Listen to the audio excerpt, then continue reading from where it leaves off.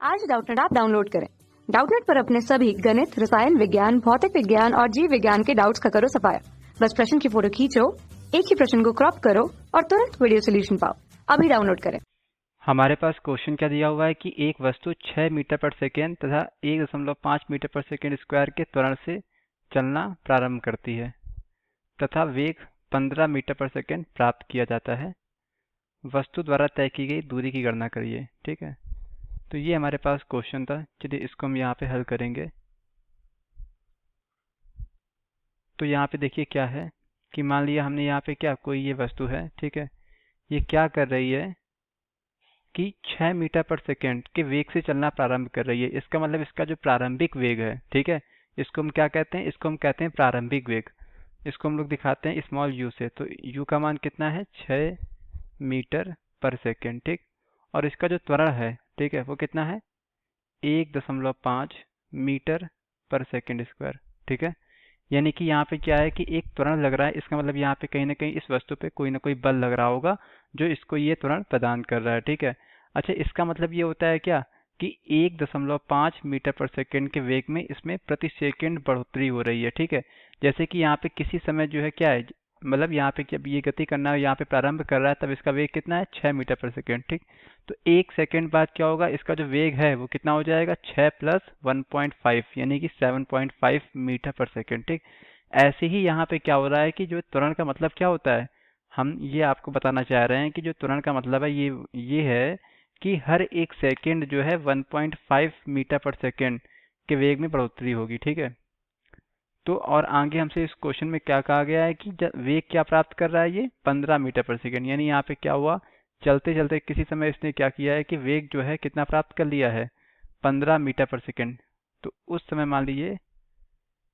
हमने मान लिया वस्तु हमारी जो है यहाँ पे पहुंच गई है। ठीक है, तो यहाँ पे इसका वेग कितना है, यहाँ पे इसका वेग कितना है, 6 मीटर पर सेकेंड। ठीक है, जो कि इसका प्रारंभिक वेग है।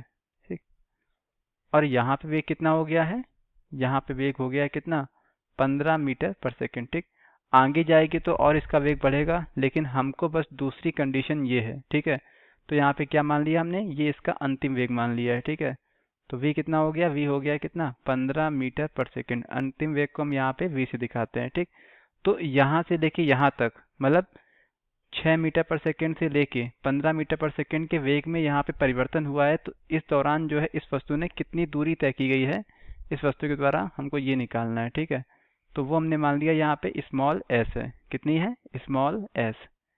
ठीक, तो स्मॉल s का मान निकालने के लिए हम यहाँ पे क्या करेंगे, हमारे पास गति का तृतीय समीकरण होता है, वो लगाएंगे। ठीक है, क्या लगाएंगे, गति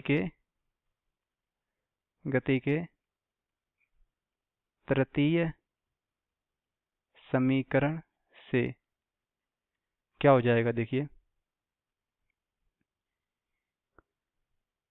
तो गति का जो तृतीय समीकरण है वो क्या होता है, वो होता है क्या, v का वर्ग बराबर u का वर्ग प्लस 2as।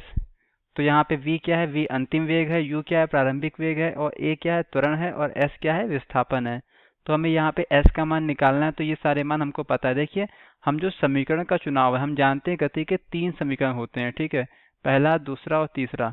तो यहाँ पे हम अपनी सुविधा के अनुसार देखते हैं कि हमें क्या क्या दिया हुआ है और क्या क्या निकालना है। ठीक है, जैसे कि हम आपको हिंट के लिए बता दें कि हम वो यहाँ पे समीकरण चुनते हैं जिसमें क्या है कि जो है हमें सारे के सारे वो वेरिएबल मिल जाएं, मतलब वो चर मिल जाएं जो हमको दिए हुए हैं और जो हमको निकालने हैं। ठीक है, जैसे कि यहाँ पे इसमें देखिए क्या है कि v का मान हमको दिया हुआ है, u है तो u का मान दिया हुआ है, और यहाँ पे क्या a है तो a का मान हमको दिया हुआ है, और हमें s का मान निकालना है। ठीक है, मतलब यहाँ पे क्या है कि यहाँ पे जो भी हमारे पास चर हैं वो वही होने चाहिए।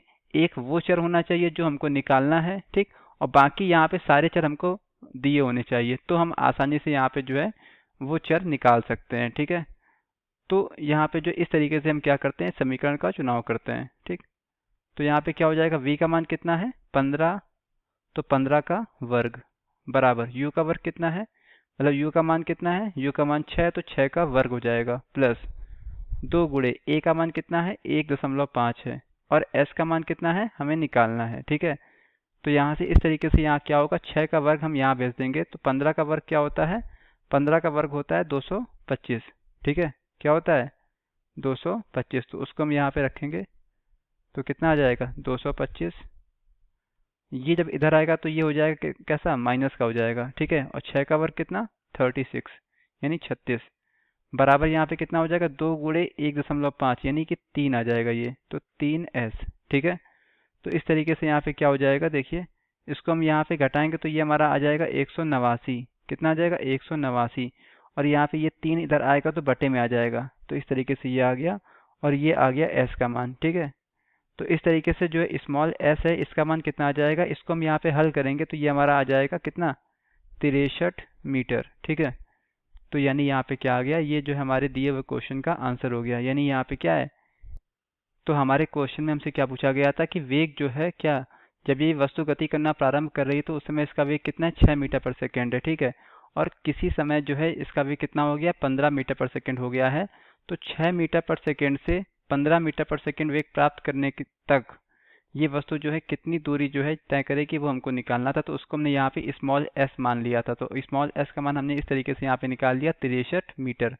तो यही क्या हो गया, यही हमारे दिए हुए क्वेश्चन का आंसर हो गया। तो हमारे इस क्वेश्चन में हमसे यही पूछा गया था। Thank you. कक्षा 6वीं से 12वीं से लेकर नीट, IIT, JEE वो एडवांस के लेवल तक 1 करोड़ से ज्यादा छात्रों का भरोसा। आज ही डाउनलोड करें डाउटनेट ऐप या व्हाट्सएप करें अपने सारे डाउट्स 8400 400 400 पर।